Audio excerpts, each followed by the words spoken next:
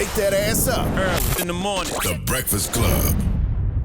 Yep, it's the world's most dangerous morning show, The Breakfast Club. Charlamagne the God, just hilarious. Envy had to step out for a second, but we have the great Malcolm Gladwell here this morning. Good morning, brother. Good morning. Morning. He just released a 6-part series. Revisionist History is back. What is the series about, man? It's about gun violence. Okay. I decided to do an extended look at what we're not talking about when it comes to guns in this country. Some of it ranges all over the map. We start out by making fun of the Supreme Court, which is surprisingly easy to do.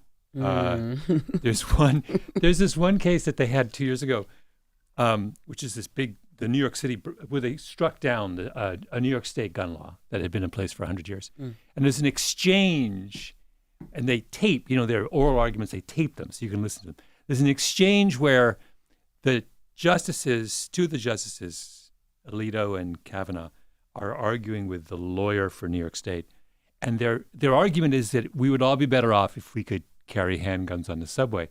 And the lawyer for New York State is like, basically, she doesn't say it, but basically she's like, have you ever ridden the subway? Do you know what a gunfight on a subway would look like? And they're completely oblivious. And I went on and on about this, like imagining it's a bunch of guys, one of the guys, Alito's he's like a rich kid from suburban New Jersey. Yeah. If he has ever ridden the subway in his life, I'd be very surprised. Kavanaugh's like a rich kid from suburban D.C. who, like, the closest he came to the subway was his mom's minivan. And they're having this surreal conversation where they legit think that if everybody on the A train had a Glock, we would be safer. Like, it's just like that level. So that's sort of one of the early ones. And then tell one story about a crazy story about a guy in Alabama who had a shooting in his home, and what happens when the ambulance doesn't come because they think the kid who got shot is black. Wow. And then I went. The last one is one of the most moving ones I've ever done. There's a guy, an ER doc at the University of Chicago Hospital called Abdullah Price, and grew up on the South Side, but goes to med school and then practices on the South Side. And that's, obviously one of the epicenters of gun violence in this country. I mean, I just sat down with him. I went to Chicago. I sat down with him, and he's sort of talking about the experience of when you don't know, when the people are wheeled in on the gurney on a Saturday night, and he'll know. Chances are he grew up with that kid. He told me, I think 15 people he grew up with have been killed by guns in the last, since he, and when he said grew up with, he meant friends, people. He said his definition was somebody who was in his phone. Yeah, right? Know them personally. And I just went all around the country, Alabama, Chicago. Yeah, hung out with some trauma surgeons in D.C. Talk about what happens when you show up and it was just one of the fascinating things about it was, very few of the people who I talked to who are on the front lines of gun violence in this country talked about gun control. This doesn't interest them. They see what's going on, and the policy debates we have in Washington are just so far removed from their daily experience. If two kids, both with illegal handguns, get high on a Saturday night and have an argument and shoot each other, how exactly is a law in Washington supposed to fix that? Right? Or if you get shot and you die because, this is the story I was telling in Chicago, for the longest time there was no trauma center on the south side of Chicago. If you got shot, they took you by ambulance all the way to the north side. You know how far that is in traffic? Yeah. So lots of people, all these cases of kids who would just die in the ambulance on the way. Now, how exactly is like some abstract argument about the Second Amendment going to fix the plight of somebody who's got to spend 35 minutes in an ambulance to get to a trauma center? So it's like, I just came to the conclusion that there's a lot of people in this country who are deeply invested in these debates that have been going on for decades now. And they're just out of touch with, and even something as simple, this is maybe going to get me in a little trouble, but when we talk about gun violence in this country, we spend a huge amount of time talking about mass shootings. Mass shootings are statistically a drop in the bucket. Yeah, It's they're rare. 1%. Yeah. And so we're consumed with the very tiny part of the problem that happens to affect middle class suburban America. Right. And then the rest of it is like Whatever. kind of shrugging whatever. I got so many questions based off what you just said. Back to the subway thing real quick. Yes, I don't think handguns, everybody having a handgun on the subway will make things safer, but people do feel safer when they see police officers with handguns on the subway. Absolutely. So how do you explain that? Well, because a police officer knows how to use a gun. Right? The problem, well, I mean, better than most. The problem with a handgun is so hilarious. You talk to people who actually know a lot about guns, and they will tell you it is so hard to hit what you want to hit with a handgun, particularly if you're not an expert and you're terrified. So, like, if two people have a shootout on a subway car, they're going to hit everybody. They're going to be like, it's going to be mayhem. Like, this idea that everyone is cool under pressure when they're making a life or death decision with a handgun is nuts. Even police officers don't always hit what they're supposed to hit. Yeah. I had a really fun discussion with a prosecutor in Brooklyn on this very question, and he was like, I've been doing this for 20 years.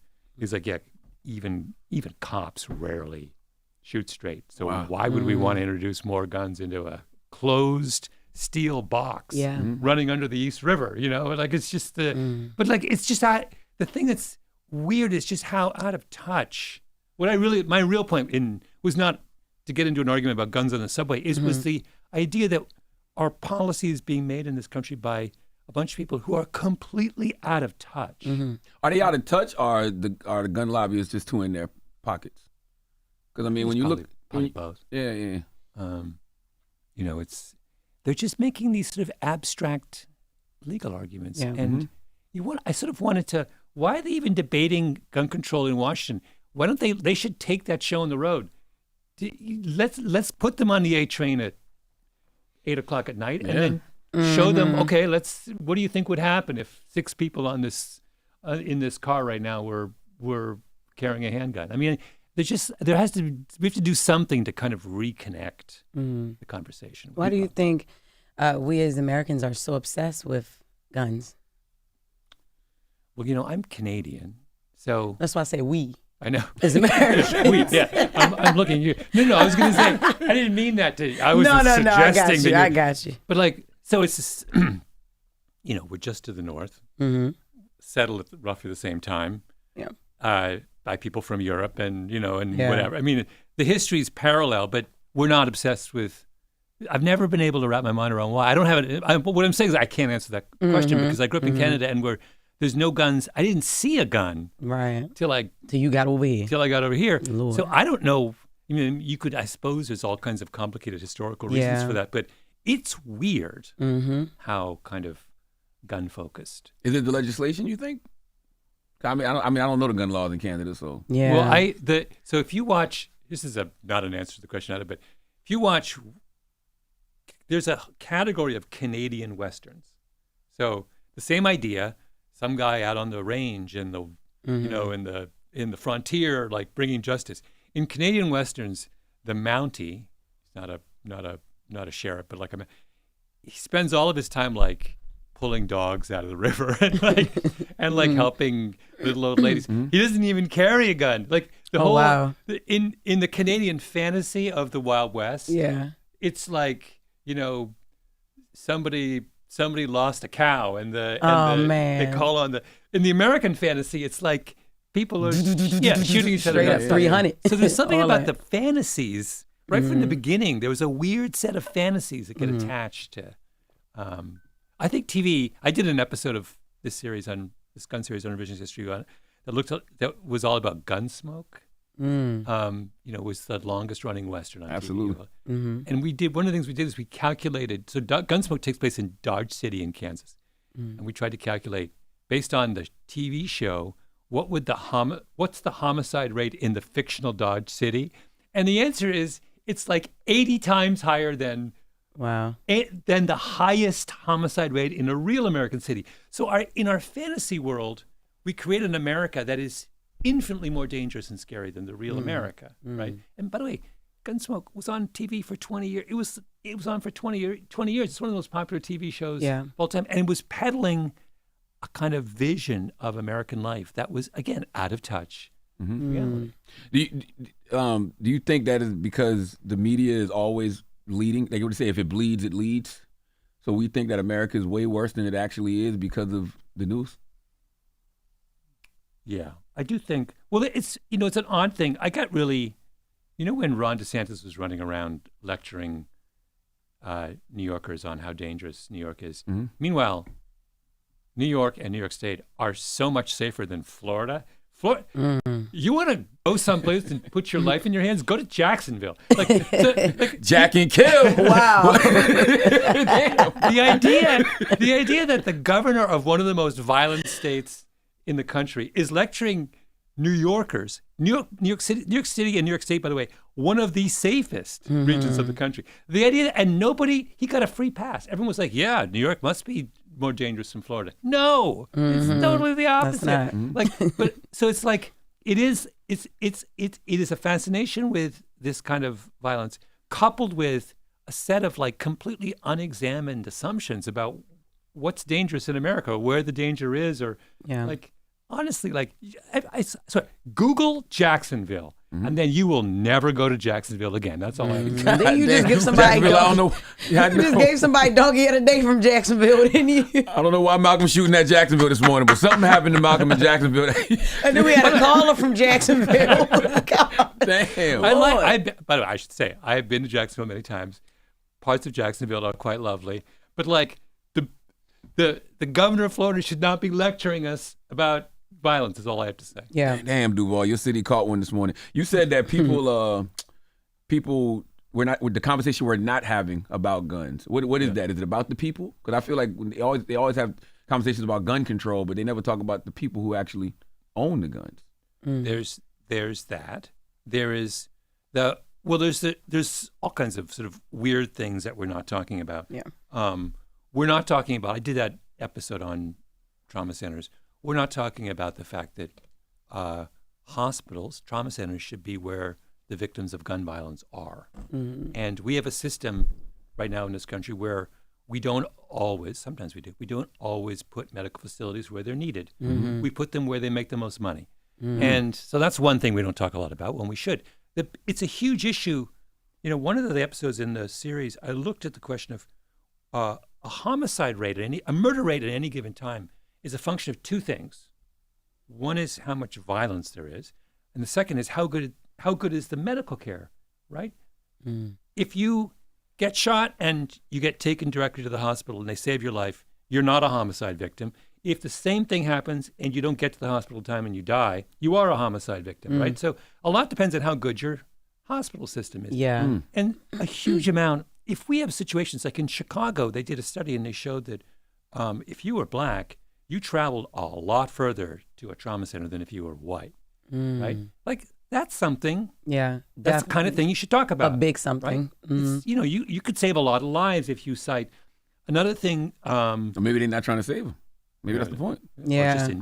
I think it's indifference is more than, or just like, the amount of oxygen, like I said before, the amount of oxygen that gets taken up by our obsession with mass shootings, when they're a terrible thing, but they are such a tiny part of the problem. The idea that that's all we kind of talk about and obsess about is just weird.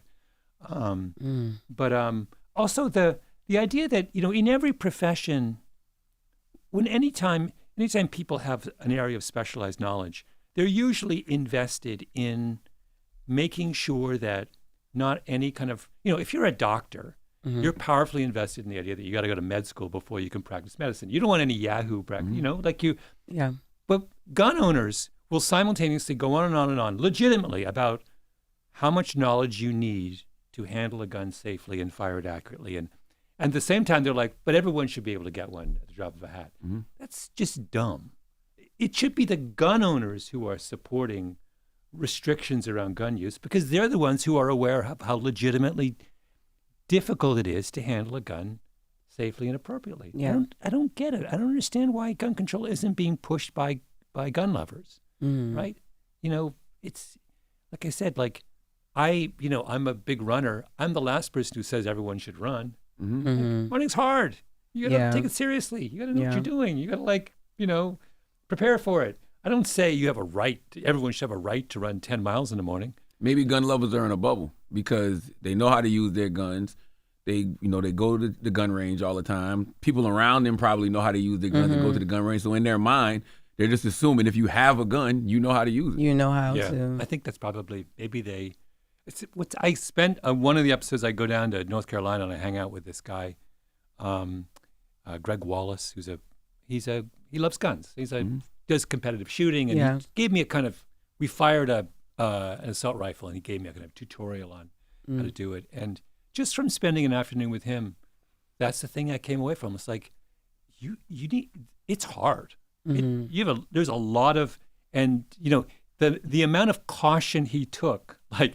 When I picked up the assault rifle and picked it up the wrong way, he was like, like, don't, like, it was a real kind of, it was fascinating just to see how in their own little world, they're super cautious around. How'd you feel when you fired that thing, though? How'd you feel, Malcolm? Huh?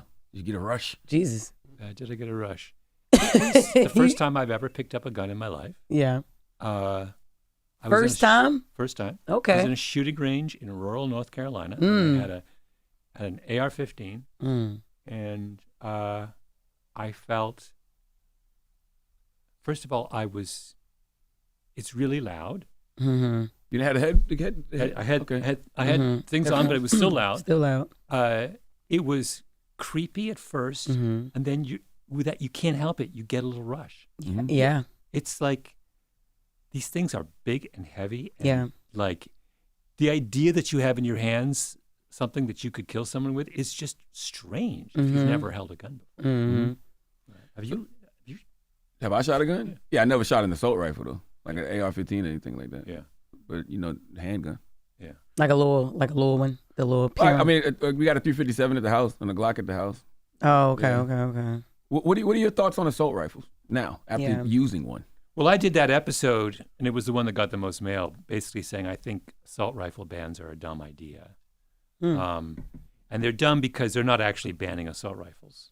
An assault rifle is a kind of platform, and what assault rifle bans do is identify if you accessorize your gun with a certain number of cosmetic things, we think that's bad and we want to ban them. But it's a semi-automatic rifle with a large magazine. Those are, they're still legal in many states that have assault rifle bans. So it's like kind of weird that why are we identifying a class of weapons because they look ugly and saying we should? But the other thing is like, what's the amount of damage they can do? Well, because most mass shootings are used. I know, but we're not banning. So rifles are very, they're semi-automatic rifles are a very lethal weapon. We're not banning semi-automatic rifles with an assault rifle ban. We're banning a tiny subcategory that happen to have a certain number of cosmetic features that we don't like. So it's like we're not solving the problem. Right. And then I sat down with this trauma surgeon in DC who had studied mass shootings, and he's like, if that's what you're worried about is mass shootings, actually the most lethal weapon used in mass shootings are handguns. Because a handgun gets into the sort of grisly, but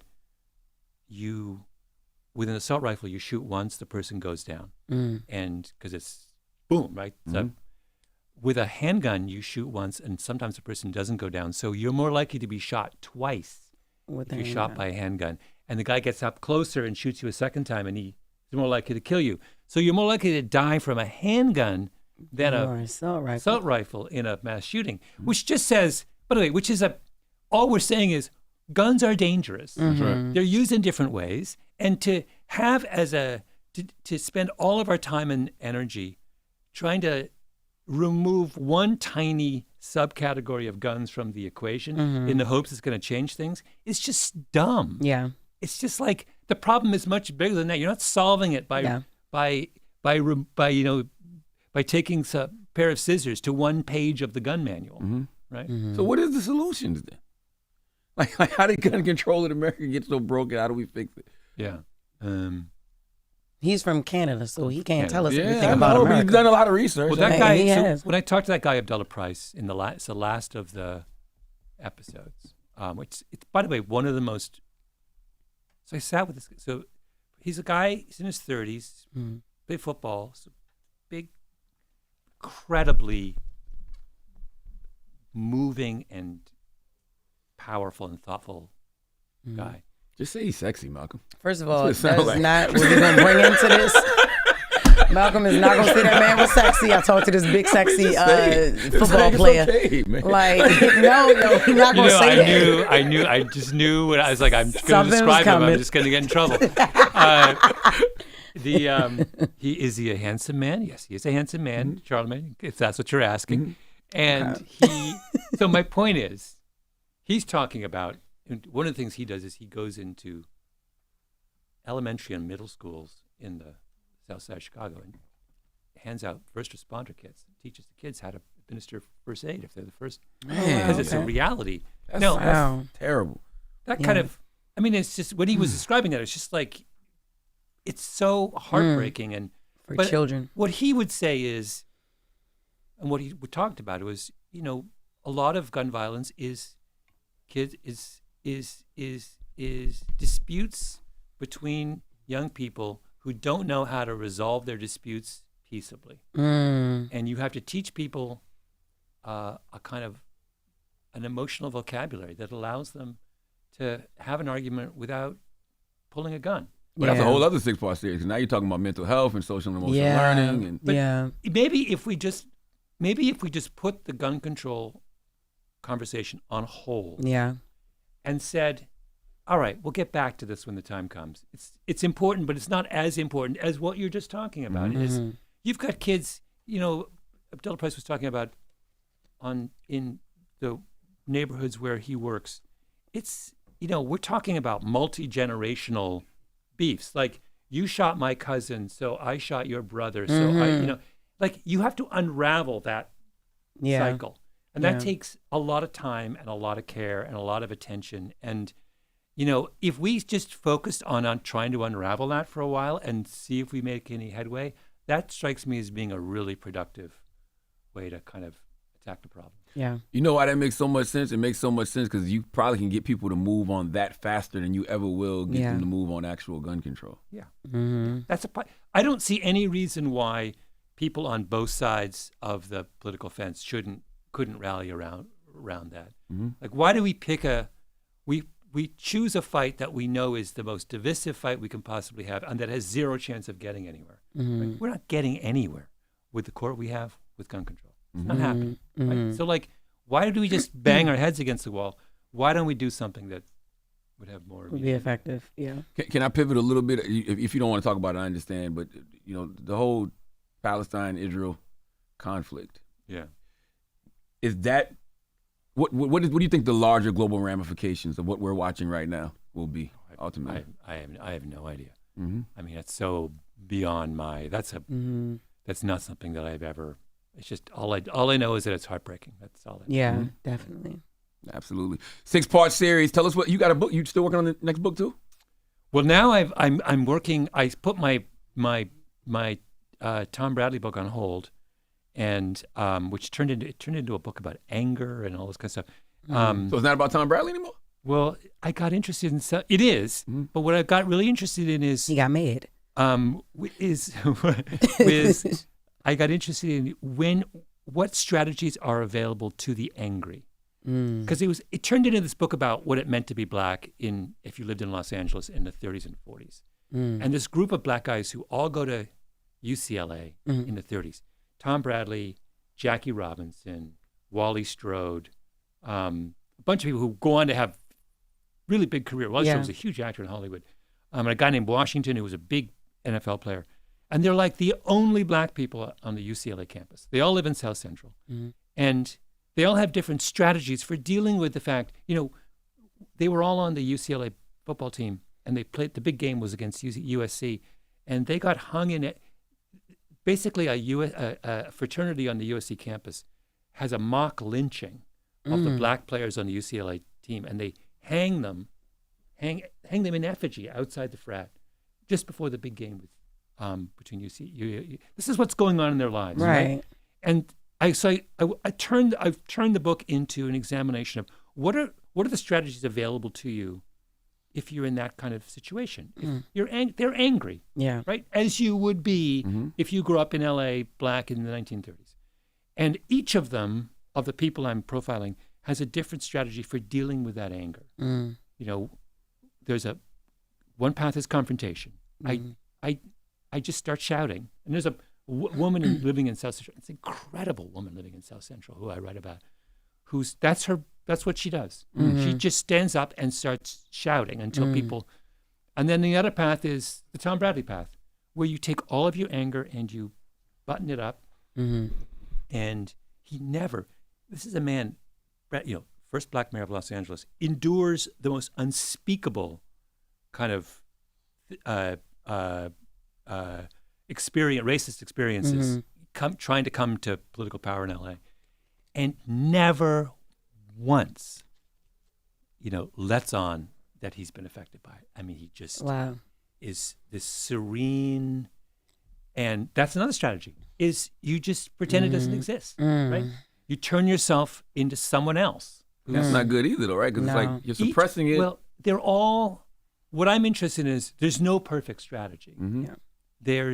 Each strategy has a set of costs and benefits, and it's up to the person to figure out what the right, and everyone, not everyone, you guys you've all done this in your life, right? You have sat down on some level, maybe not consciously, but you've sat down and you've figured out, how am I going to deal with the baggage I'm carrying, right? And you have made compromises that, to yourself, to those around you. You have other times you've said, I'm not going to compromise. I'm going to be, right? That's I want to describe that process, because it strikes me as being anyone who has ever been on the wrong side of a power equation has had to go through that process. Everyone, right? Man. And I want to figure out, I want to kind of write a kind of guidebook to how you do that. But, it's interesting what you said. You talked to any psychiatrists and therapists? Because before I started going to therapy, I would just either suppress like those emotions or conform, in a lot of cases. And like, that was actually a big life lesson that I learned dealing with an individual. Like, I'm never compromising myself for anyone. So did you talk to any psychiatrists and therapists or people that did the work? I mean, that book I'm only halfway. Okay, so I'm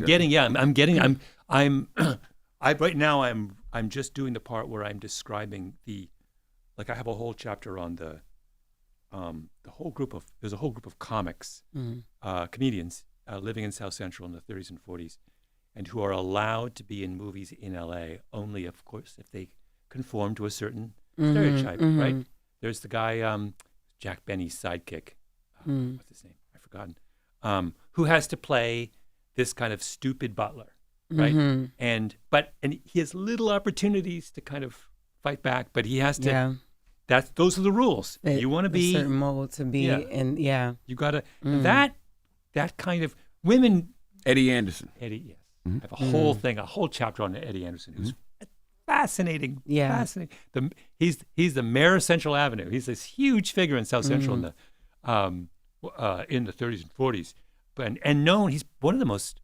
He might be one of the most famous black men in America. If you went to a white person from Iowa in 1947 and said, name 3 black people, he would be one of them. It'd be him and Joe Louis and so he's a huge figure. We've forgotten him now, but he's a huge. But so I tell one of the chapters is about his extraordinary story. That's interesting, because some people will say that hasn't changed.